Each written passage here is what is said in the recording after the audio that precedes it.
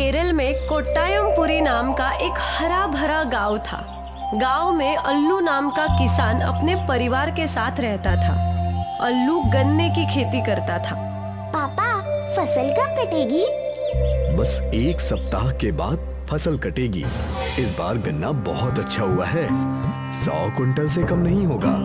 पापा, इस बार जब शहर में फसल बेचने जाओ तो मेरे लिए एक लहंगा लेकर आना, और जी मेरे लिए एक लाल रंग की साड़ी। ठीक है, ले आऊंगा। अल्लू बहुत खुश था क्योंकि इस बार उसे फसल की अच्छी कीमत मिलने वाली थी। लेकिन अल्लू की खुशियों पर पानी फिरने वाला था। गांव में तेजा परिवार रहता था, जिसमें सबसे बड़ा भाई था रंगा तेजा। भाई कुछ काम धाम नहीं किया करते थे, सिर्फ गुंडागर्दी करके गांव वालों से पैसे कमाते थे। गोविंद के घर पर लड़का पैदा हुआ है, उससे कहो कि 50,000 रुपए दे, वरना लड़का पैदा तो हो गया है लेकिन बड़ा नहीं हो पाएगा। रंगा भैया, इस बार अल्लू की फसल बहुत घनी हुई है। अगर हाथी भी उसमें घुस जाए तो दिखाई नहीं पड़ेगा। तो देर किस बात की है? उसका खेत 5 बीघे का है।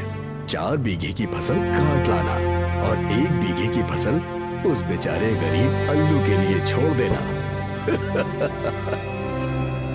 रंगा के भाई रात में अल्लू के खेत पर पहुँचे। अल्लू उस समय अपने खेत पर ही सो रहा था। जूतों की आवाज सुनकर अल्लू की आंख खुल गई। तुम लोग यहाँ क्यों आए हो? हम लोग यहाँ अपना हिस्सा लेने आए हैं। किस बात का हिस्सा? ये गांव हम भाइयों की वजह से सुरक्षित रहता है, इसलिए टैक्स के रूप में 4 बीघा खेत की फसल हमारी हुई। मैं तुम लोगों को एक गन्ना भी नहीं ले जाने दूंगा। अब तो हम नहीं रुकेंगे। तेजा भाइयों ने अल्लू को बांधकर एक गड्ढे में डाल दिया और 4 बीघा की फसल काट कर ले गए।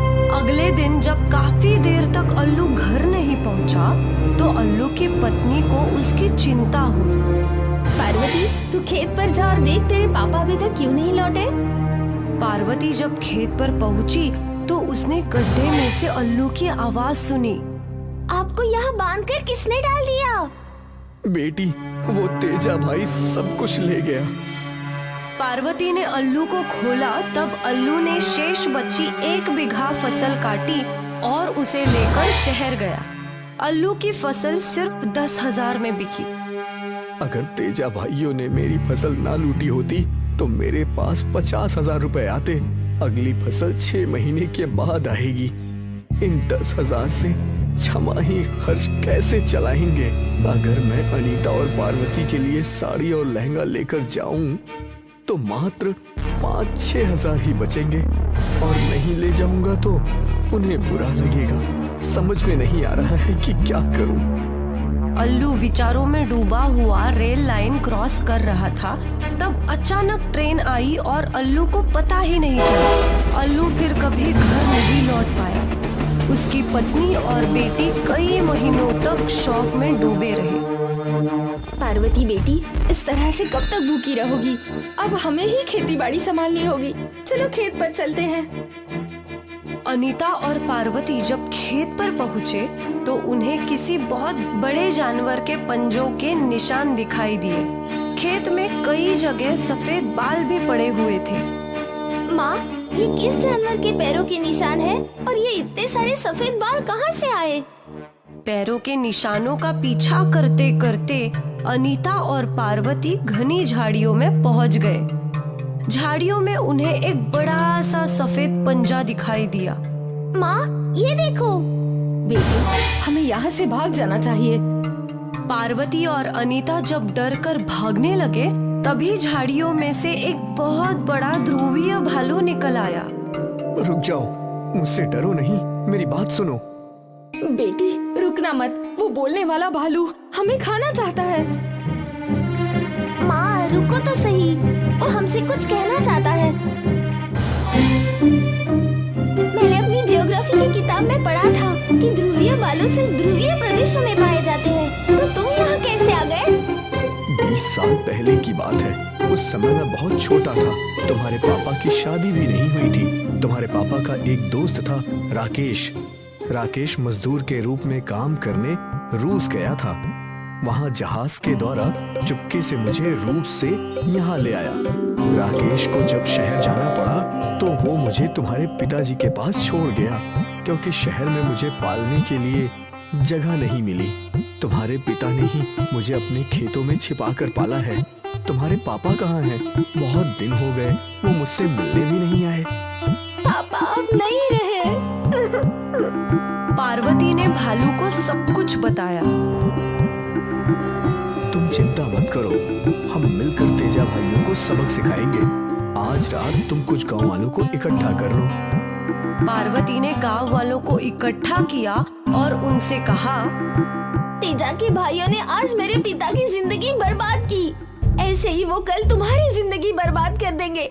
हमें उनसे लड़ना ही होगा। लेकिन तेजा भाई बहुत खतरनाक हैं। हमारे अंदर उनसे लड़ने की हिम्मत नहीं है। तुम्हें लड़ना नहीं है, बस तुम्हें मेरा साथ देना है। उस रात जब भाई शराब पीकर सो रहे थे तो भालू दीवार तोड़कर उनके घर में घुस गया और सबसे बड़े भाई रंगा को उठाकर ले जाने लगा। बाकी भाई भी जाग गए और भालू के पीछे पीछे गए। पकड़ो सफेद भालू को, भागने ना पाए। उधर पार्वती ने गांव वालों के साथ मिलकर एक गहरा गड्ढा खोदा और उसके ऊपर घास फूस बिछा दिया। भालू रंगा को ले जाकर गड्ढे के पार खड़ा हो गया। वो रहा, पकड़ो उसे। जैसे ही तेजा भाइयों ने घास पर पैर रखा, वे गड्ढे में जा गिरे। गांव वालों ने गड्ढे में पहले ही जाल बिछा रखा था। तेजा भाई जाल में फंस गए। भालू ने रंगा को भी लात मारकर गड्ढे में फेंक दिया। फिर गांव वालों ने तेजी से गड्ढे को मिट्टी से भर दिया। इस तरह गांव वालों को तेजा भाइयों से छुटकारा मिला। गांव वालों ने पार्वती और भालू का शुक्रिया अदा किया। तुम ध्रुवीय प्रदेश से आए हो तो इसीलिए हम तुम्हारा नाम ध्रुव रखेंगे। तुमने हमें तेजा भाइयों से छुटकारा दिलाया। अब हम सब गांव वाले तुम्हारे लिए एक अच्छा सा घर बनाएंगे और रोजाना तुम्हारे लिए मछलियाँ भी लेकर आएंगे। तुम इसी तरह हमारे गांव की रक्षा करते रहना।